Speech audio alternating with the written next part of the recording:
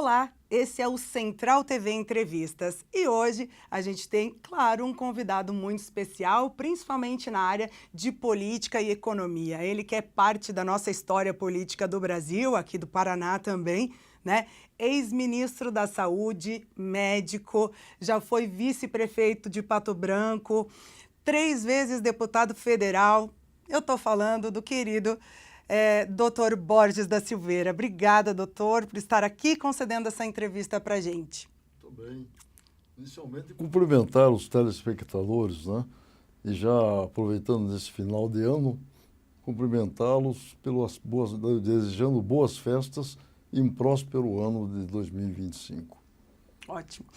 Bom, eu já vou lhe perguntar bem objetivamente, porque vamos explicar aqui para o pessoal, né? O doutor Borges, a gente vai fazer um bate-bola aqui, né? Um jogo rápido, doutor, para que o doutor faça um apanhado do que ele está vendo em relação ao Brasil e até ao mundo, né? Mas principalmente ao Brasil, sobre alguns pontos. Então, eu vou lançar a pergunta para ele e ele vai nos falar uma resposta curtinha, enfim, né? Que todo mundo possa entender, né, doutor? Então, todo mundo está falando sobre o dólar. Né? A gente vê aí pessoas até que não entendem muito de economia e tal, que não precisa, né? A gente tem que entender mesmo da nossa economia assim nesse sentido.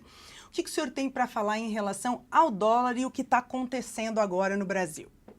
Na verdade, a preocupação é muito grande, né? Porque o dólar, mesmo com o Banco Central colocando dólares à venda para diminuir o risco do aumento no valor do dólar com relação ao real, ele continua subindo. Continua subindo por fatores internos, que é a insegurança com relação ao executivo e ao legislativo, a aprovação de algumas medidas, algumas tomadas de posição do governo, que os investidores, principalmente, não gostaram e, com isso, o dólar tem aumentado o seu valor em relação ao real. E que é muito ruim para o Brasil, para o brasileiro. Mesmo aqueles que exportam, que têm uma vantagem com a exportação com o dólar alto em valor, mas a grande exportação brasileira do agro, certo? Agricultura e pecuária. São produtos agrícolas e pecuários que têm um peso enorme na exportação brasileira. É muito bom para eles venderem, mas em compensação, com uma parte dos insumos eles compram, então, do exterior, então, de qualquer maneira, o dólar interfere. Então, é preocupante, porque, além dos problemas internos, nós temos problemas externos. Nós temos problemas externos que fazem com que o dólar seja valorizado, não só em relação ao real, mas em relação a todas as moedas do mundo. Perfeito. O senhor falou aí das exportações, vou pegar esse gancho, então vou lhe perguntar, como é que o senhor está vendo a questão das exportações em relação ao petróleo e também em comparação ao agro, né? Como é que estão caminhando esses setores aí no Brasil, por favor? Na verdade, o Brasil produz bem, talvez na área tecnológica ele não esteja tão bem na exportação, mas no agro ele é o principal produtor de alimentos no mundo. Sim. E cada vez mais o Brasil vai ser importante nessa área, porque a população mundial está aumentando todo ano.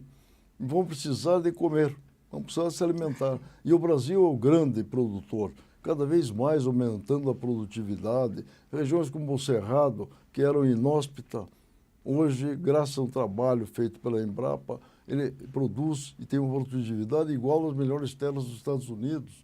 Então, e nós temos ainda extensão de terras a serem exploradas para a agricultura e para a pecuária. Quer dizer, então, com isso, ele é muito grande. Mas a surpresa deste ano 2024 foi que a exportação de petróleo bruto, ganhou do agro. Isso foi a grande surpresa. E por quê? Por causa que, graças ao pré-sal, toda essa produção que a Petrobras está vendo, quando a gente vê o lucro da Petrobras, a gente vê por que esse lucro tanto. Cada vez mais aumentando a produção de petróleo. Lógico, nós importamos depois refinado uma parte. Mas em valores, hoje, em 2024, o petróleo ganhou do agro. Então, só para a gente finalizar esse primeiro bloco, o senhor falou bastante em aumento, eu vou ter que lhe perguntar, e o nosso PIB? Tivemos aumento? O que aconteceu com o nosso PIB esse ano? Felizmente foi bem. Olha só. Apesar de todos os problemas que nós temos internos, problemas de executivo, legislativo, judiciário, não é? De qualquer maneira, mas o nosso PIB está crescendo. O desemprego diminuindo, certo? Quer dizer, o Brasil é muito rico, é um país fantástico. Nós temos hoje uma crise na Europa, principalmente na Europa. A Europa hoje praticamente vive de museus, porque eles não têm condições dos seus produtos para exportação, não têm condições de competir no mercado internacional. E hoje está globalizada a economia. Então eles estão em crise. A Alemanha agora, recentemente, que é o país, vamos dizer, mais evoluído em termos tecnológicos da Europa, está em crise, inclusive caiu o primeiro-ministro. E o Brasil, apesar de todo esse problema internacional, dos problemas internos, graças à riqueza que nós somos, nós estamos aumentando o PIB, diminuindo o desemprego, graças a Deus. Então, antes de terminar esse bloco, vamos para a gente não cortar o assunto no meio, me surgiu aqui. Mas a que o senhor acha que se deve esse aumento do PIB? Isso tem bastante a ver com a parte política ou é mais da parte empreendedora ou são dos impostos? Da onde? O que está acontecendo que esse PIB aumentou? A que o senhor atribui isso? Eu acho que o PIB cresceu, está crescendo e vai continuar crescendo apesar dos governos. Okay. Certo? Quer dizer, então o governo, medidas que não têm ajudado para isso, graças ao empresariado, ao canal dos produtores rurais, o nosso PIB está crescendo. Então, o Brasil é isso, é o país mais rico do mundo. O senhor falou recentemente sobre o Paraná, mais especificamente por conta dos 171 anos do Paraná. Lembrei agora de sua palestra. Se o senhor puder falar 2, 3 segundinhos aí sobre essa parte, porque também é muito rico, né? O que o senhor poderia falar sobre isso? Eu não é por ser paranaense, eu acho o melhor estado do Brasil. Um estado que tem 2% do território nacional e produz 20% da produção agrícola brasileira. É um estado que tem um clima no norte quente e no sul frio. Tudo que produz no Brasil, produz no Paraná. É praticamente assim, um mini Brasil é o Paraná. E com isso, com a colonização que foi dos gaúchos no sudoeste e no oeste, dos paulistas e mineiros no norte, esse povo veio ajudar a fazer o Paraná esse estado pujante que é. O estado que você vê os índices todos hoje é o estado que tem a melhor situação financeira, apesar do governador, o governo atual, estar realizando obras em todas as áreas. Por quê? Porque tem uma grande produção.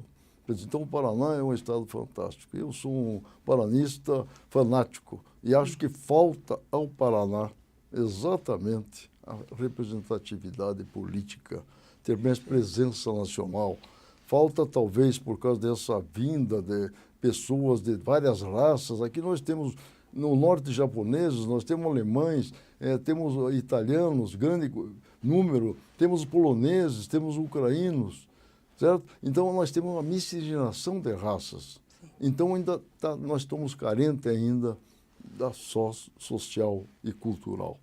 Isso ainda está precisando nós nos tornarmos mais fortes nessa área, para poder representar mais o Estado e o Estado receber de volta da União tudo aquilo que ele manda para lá. Porque nós não recebemos nem 50% do que é arrecadado no Paraná, que vai para o governo federal, retorna para o nosso Estado, por falta de representatividade política. Sim. O senhor se refere mais a, de repente, essa parte dos deputados, alguma coisa assim, ou no geral? Eu acho que o que aconteceu aqui foi o problema dessa vinda de pessoas de vários estados para regiões. Curitiba era capital do Paraná mesmo, faz 15 anos. Antes, a capital do norte do Paraná era São Paulo, a capital do sudoeste-oeste era Porto Alegre. Nossa. Então, isso criou essa condição.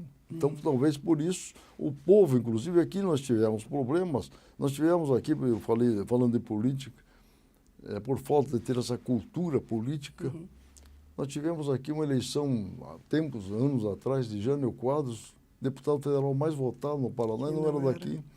Plínio Salgado, que era o líder dos integralistas, também não era paranaense, muito mais bem votado aqui. Nós tivemos agora, recente, um episódio assim, que eu não vou analisar, vou falar da pessoa, do senador Sérgio Moro. O senador Sérgio Moro fez um trabalho no Paraná, na Lava Jato, se projetou, mas quis entrar na política e foi para São Paulo, se filiar em São Paulo, porque achou que com um projeto nacional o Paraná não tinha condições, certo? Foi vetado pelo Tribunal Eleitoral lá, voltou para o Paraná e foi o mais votado senador, foi eleito senador. Em nenhum estado isso aconteceria, porque os estados têm mais tradição. Então falta para o Paraná exatamente o amadurecimento político do seu eleitorado. Perfeito. E esse orgulho, né, de ser paranaense, que alguns outros estados têm isso mais forte, assim, né? Exatamente isso. Quer dizer, o Paraná precisa ter mais um paranismo, né? Eu lembro aqui que Curitiba, o prefeito Jaime Lerner criou aqui o movimento Coração Curitibano. Sim. Isso fez com que Curitiba seja a cidade mais gostosa do mundo, a mais bem estruturada, e o povo orgulhoso de ser de Curitiba. Isso nós precisamos transformar no Paraná a mesma coisa. Perfeito. Encerrando esse primeiro bloco, então, Dr. Borges, vamos abrir agora para o intervalo comercial e a gente volta já já com o Dr. Borges da Silveira.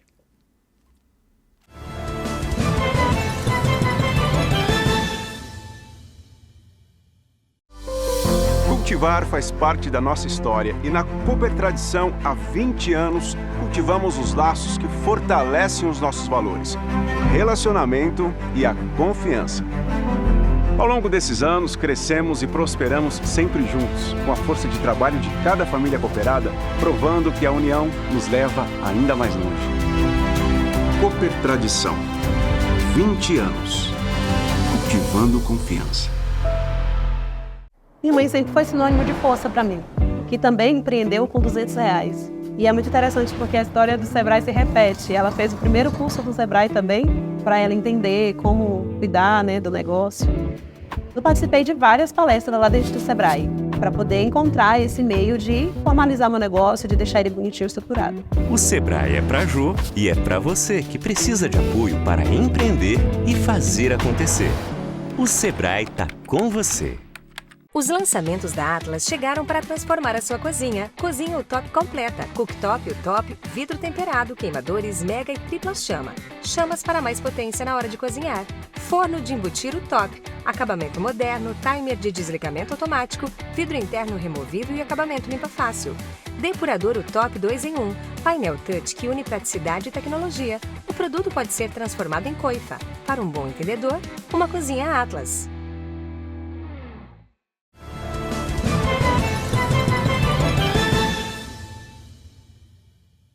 Voltamos aqui, então, no Central TV Entrevistas com o Dr. Borges da Silveira. Doutor, seguimos aqui, então. Vou lhe perguntar já sobre um setor que talvez seja o que mais cresça no país, né? Enfim, tem alguns reflexos muito bons aí. O que o senhor tem para nos dizer sobre a construção civil? Eu acho que a construção é o setor que mais cresceu, está crescendo nesse ano de 2024. E importante, é o que mais gera empregos, não é? E como tem muito brasileiro que ainda não tem sua casa própria, então é uma necessidade que ele cresça cada vez mais. Os últimos governos têm contribuído para isso. Criaram vários programas para diminuir o número de brasileiros que não têm onde morar.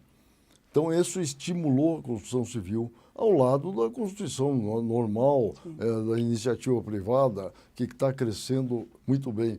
Porque, de qualquer maneira, mesmo que a gente fale em crise, o povo brasileiro melhorou muito a posição em termos financeiros.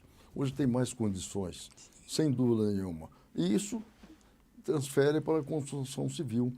E a construção civil representa e vai se representar por muitos anos, talvez, o setor mais importante do Brasil para gerar empregos. E o senhor acha que, por exemplo, o investimento em imóveis é um grande investimento? Isso pode impactar nessa questão da evolução do mercado de construção civil? Ou Eu acho que sim, porque quando hoje a aplicação de dinheiro no mercado a rentabilidade é muito pequena, estimula a aplicação em imóveis, que a valorização é muito maior. Então isso vai continuar, não sei por quanto tempo ainda. Sim. E agora, falando de uma coisa muito boa, inclusive, né? A gente teve aí uma notícia recente sobre o Butantan, né? De uma vacina aí contra a dengue. O senhor, que é médico, né? Foi ex-ministro da Saúde e tudo, entende muito bem disso. Como é que o senhor vê isso e o que o senhor tem para nos contar a respeito? Eu sou um aficionado, um defensor da vacinação. Sem dúvida nenhuma, basta dizer que eu criei o Zé Gotinha no meu mandato como ministro da Saúde para estimular a vacinação. Fizemos um trabalho muito grande nessa área. Eu fico feliz porque nós tivemos um problema de uma epidemia aqui do Covid. Teve no mundo inteiro. Mas aqui o que me surpreendeu agradavelmente foi a rapidez que conseguirmos vacina para essa doença. Certo? Foi um trabalho. E aqui no Brasil também, tanto lá a Fundação Oswaldo Cruz no Rio, como o Butantan em São Paulo participaram disso. E agora a última notícia que eu achei espetacular, quer dizer, o Butantan conseguiu, agora está pedindo autorização da Anvisa para uma vacina injetável para a dengue, que dissemina no Brasil inteiro, com a dose única. Isso aí é um avanço fantástico, graças a pesquisadores brasileiros. Incrível, né? Isso é muito bom. Às vezes essas notícias não têm tanta repercussão, né? Então mas a gente tem que... são importantíssimos para a população. Com certeza, né? Principalmente o senhor, imagina, e o Dr. Borges, né, na gestão dele, como ele bem disse, lançou aí o Zé Gotinha, né? Então a gente tem até hoje um carinho muito especial, né, por ele. Doutor, vamos pular já para um outro assunto que tem causado polêmica também aí, né? São assuntos aqui que são bem polêmicos. Mas nós temos uma corporação, enfim, né? Vamos falar da Polícia Federal. Né? A gente tem aí um envolvimento de algumas pessoas que tem deixado todo mundo meio alerta. E como é que o senhor está vendo esse trabalho da Polícia Federal neste momento? Teve uma mudança muito drástica, não teve? A gente que está olhando para coisas que não são, como é que é?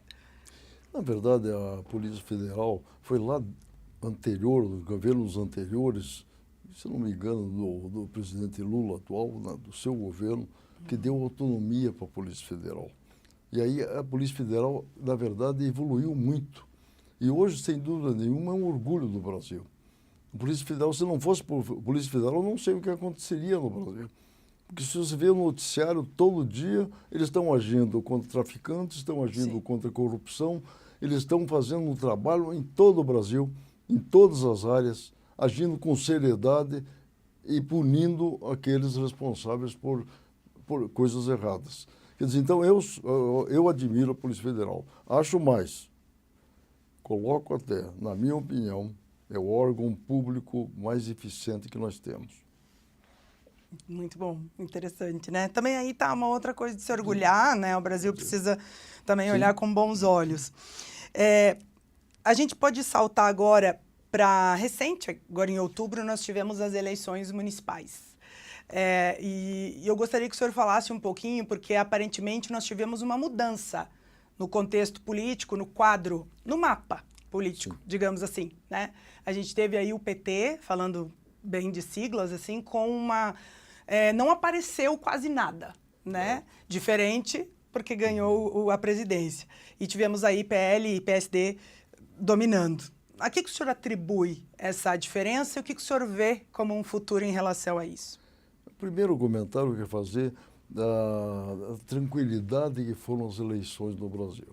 Correram tudo bem, sem problema. Alguns problemas que agora estão vendo, de alguns municípios que fizeram títulos frios, trouxeram de outros municípios e tal, está sendo investigado. Mas, de uma maneira geral, foi uma eleição sem problema nenhum. E prevaleceu, vamos dizer, os partidos de centro. É o caso do PSD. O PSD hoje é um partido que foi criado há poucos anos, hoje é o maior partido, fez 800 prefeituras no Brasil. Em compensação, partidos com lideranças fortes, principalmente de São Paulo, PSDB, que teve muito tempo competindo com o PT no Brasil, era a polarização entre os dois. O PSDB praticamente ficou lá, diminuiu muito, está numa tendência de queda total. O PT não teve também presença maior nos municípios. O MDB ainda conseguiu, porque o MDB tem a tradição desde antes da Revolução. E aquilo mantém ainda muitos aficionados do PTB, do PMDB. E com isso ele conseguiu manter ainda o segundo lugar em termos de prefeituras. Mas o PSD, eu acho que a grande virtude que ele conseguiu levar para a população é exatamente de ter bom senso. Ele não é nem esquerda nem direita. Ele pensa no bem-estar da população. É isso que o povo interessa. Porque o povo não é esquerda nem direita. O povo quer o bem-estar dele, quer que o governo ajude ele a viver melhor. Essa é a intenção do povo. A cúpula discute ideologia. O povo não discute ideologia. Né? E o PSD faz isso mesmo. Basta dizer o seguinte, que o PSD hoje no Brasil tem 3 ministérios no governo do PT e tem no governo de São Paulo, do senhor Tarcísio, o presidente do partido sendo o chefe principal, secretário desse governo. Então, o que mostra a flexibilidade. É um partido que não tem uma ideologia definida, mas tem ideologia pelo bem-estar do povo. E com isso atingiu a população. Chegou no ponto. Chegou né? no ponto. E o senhor, falando nisso, assim, só para... O senhor imagina que teremos aí em 2026 um candidato do PSD? Não sei se o senhor pode falar sobre isso, mas enfim, o que o senhor pensa? Se teremos ou não? Veja bem, o presidente do partido, Gilberto Kassab, é um grande articulador. Basta dizer que conseguiu, o presidente Bolsonaro não conseguiu fazer um partido no Brasil, e ele conseguiu, e hoje é o partido maior que tem no Brasil. Então, ele tem dado entrevista, eu ouvi há poucos dias, assistindo a CNN, ainda ele falando que se o partido lançar candidato, o candidato é governador do Paraná, Ratinho. Unanimidade no partido, se o partido lançar candidato. Sim. Mas ele é um articulador, ele vai ver como é que está o quadro, né? Porque aqui, vamos dizer, a esquerda, PT, eles vão ter um candidato próprio, seja Sim. o Lula ou seja quem for. E outro lado, vão tentar unir em torno de um candidato só. Eu agora vou dar uma opinião aqui. Com certeza. Que eu não sei se vai agradar muita gente. O ex-presidente Bolsonaro, que hoje está inelegível, na minha opinião, ele não tem interesse de eleger alguém dele presidente do Brasil. Porque se ele eleger um presidente, se for do grupo dele, ele vai ficar subalterno a esse. A liderança maior vai ser o presidente, não ele. E ele pretende voltar no ano 2030. Esse é o plano dele. Não sei se Sim. pode ser, não sei, mas é o plano dele. Então isso pode correr da divisão da direita. Então fica imprevisível. Até porque eu acho que hoje nós não temos lideranças no Brasil. A falta de liderança. Se nós recordarmos, e aqueles que mais velhos estão assistindo, lembro da eleição, primeira eleição depois da ditadura militar, 1989. Nós tivemos todos os partidos lançando candidatos, seus maiores líderes. Aureliano Chaves, vice-presidente da República, candidato à presidência. Mário Covas, do PSDB, ex-governador de São Paulo. A Fife Domingos, do PL. Certo? Lula, pelo sindicalismo. Brizola, pelo trabalhismo. Roberto Freire, pelo comunismo. O Collor. O Collor saiu por um partido que não existia e ganhou a eleição. Isso piorou na política brasileira dali em diante. Por quê? Porque daí esses partidos ficaram com receio de lançar candidato e fazer poucos membros do Legislativo. Isso é uma realidade. Nessa eleição de 89, Ulisses Guimarães, que era uma grande liderança do EPMDB, para você ter uma ideia, todos os governadores apoiaram Ulisses Guimarães. Ele fez 3% dos votos. Collor, que não tinha partido, saiu do lado de Alagoas, tinha sido mau prefeito de Maceió, ganhou a eleição. Então, esse é o Brasil. Enquanto nós tivermos uma reforma política, vai continuar assim. Vamos segurar, então, falar um pouquinho daqui a pouco, um instante de reforma política, pode ser, mas agora a gente vai para o intervalo. Estamos aqui com o Dr. Borges da Silveira e a gente volta falando de política, então, de reforma política. Até mais.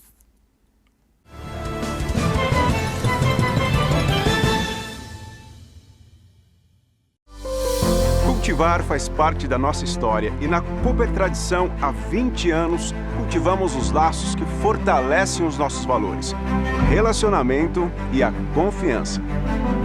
Ao longo desses anos, crescemos e prosperamos sempre juntos, com a força de trabalho de cada família cooperada, provando que a união nos leva ainda mais longe. Cooper Tradição. 20 anos. Cultivando confiança. Minha mãe sempre foi sinônimo de força para mim, que também empreendeu com R$200. E é muito interessante porque a história do Sebrae se repete. Ela fez o primeiro curso do Sebrae também, para ela entender como cuidar, né, do negócio. Eu participei de várias palestras lá dentro do Sebrae, para poder encontrar esse meio de formalizar meu negócio, de deixar ele bonitinho e estruturado. O Sebrae é pra Jô e é pra você que precisa de apoio para empreender e fazer acontecer. O Sebrae tá com você. Os lançamentos da Atlas chegaram para transformar a sua cozinha. Cozinha o Top completa. Cooktop, o Top, vidro temperado, queimadores, mega e tripla chama. Chamas para mais potência na hora de cozinhar. Forno de embutir o Top. Acabamento moderno, timer de desligamento automático, vidro interno removível e acabamento limpa fácil. Depurador o Top 2 em 1. Painel touch que une praticidade e tecnologia. O produto pode ser transformado em coifa. Para um bom entendedor, uma cozinha Atlas.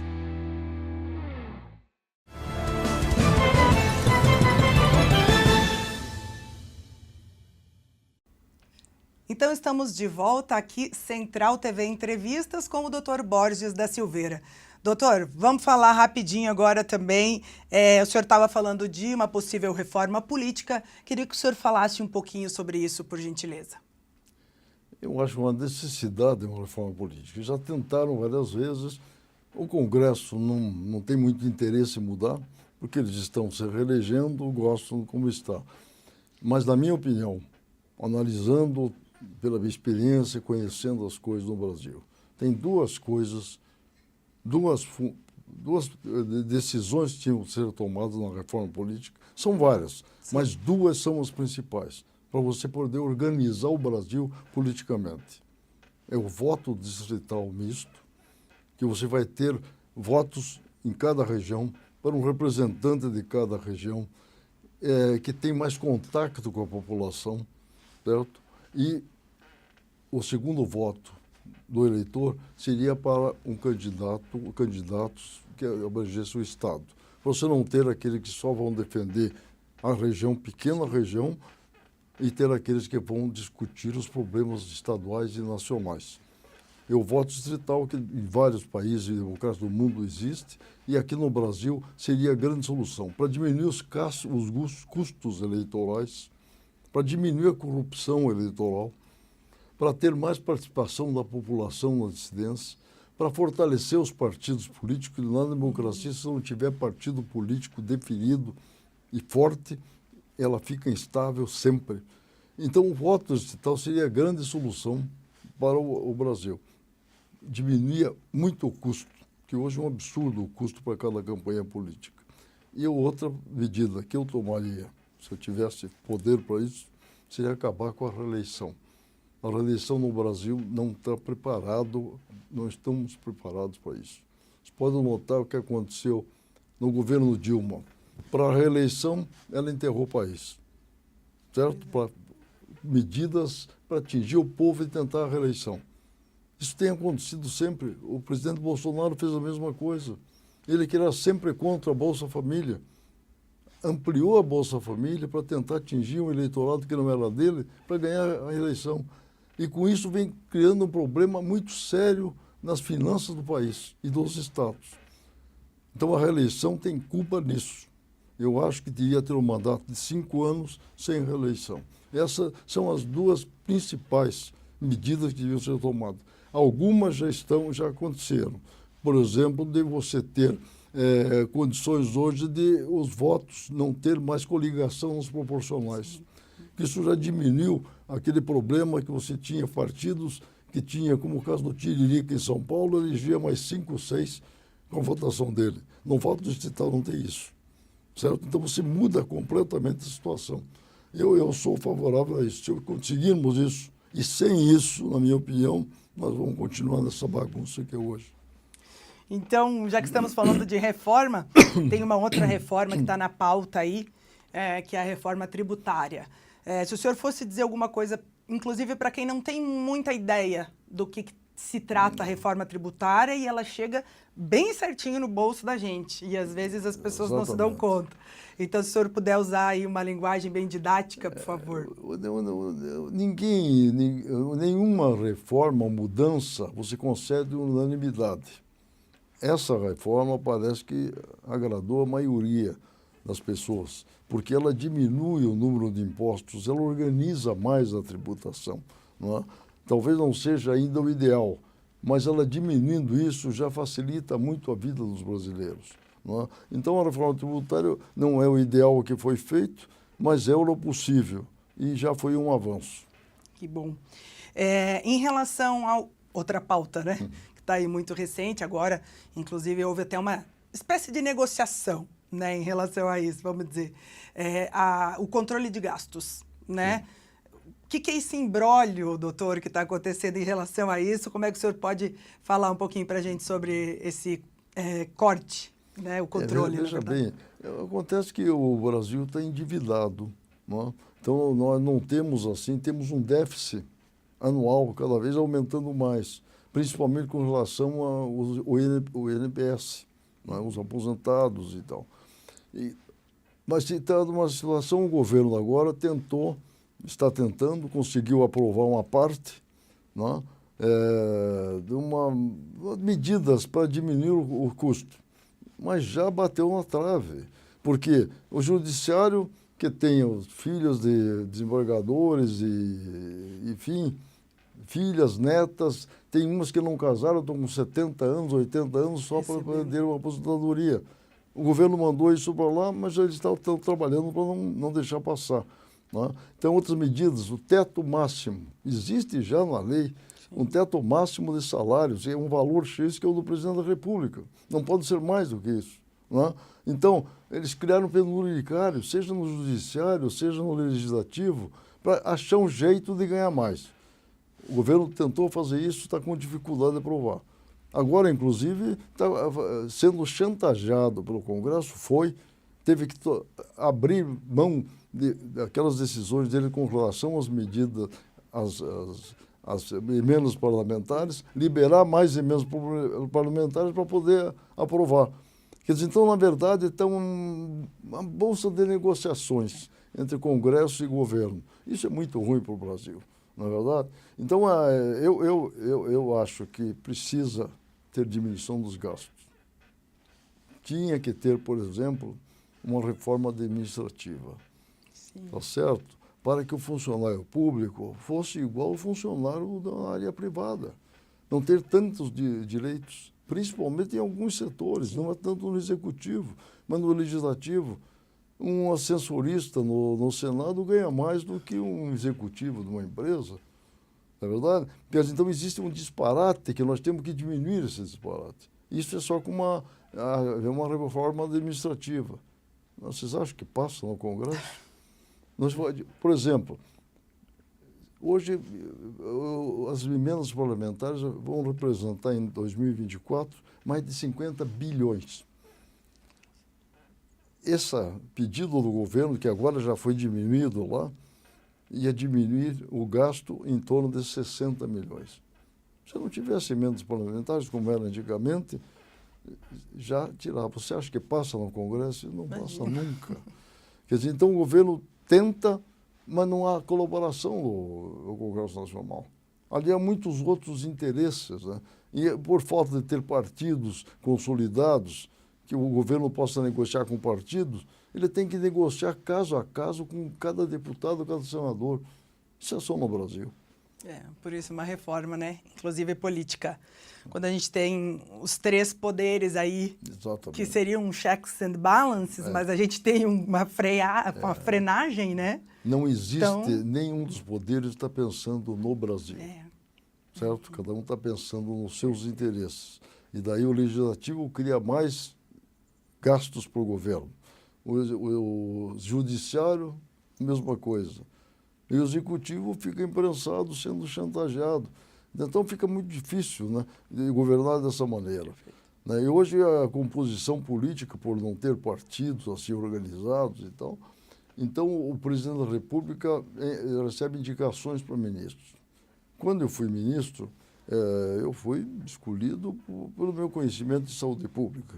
Tinha sido presidente da Comissão de Saúde da Câmara 2 vezes, tinha feito um trabalho aqui no Paraná, na área de saúde, fui presidente do Parlamento Brasileiro de Saúde. E ninguém interferia na minha equipe. Eu formava a minha equipe. Hoje não.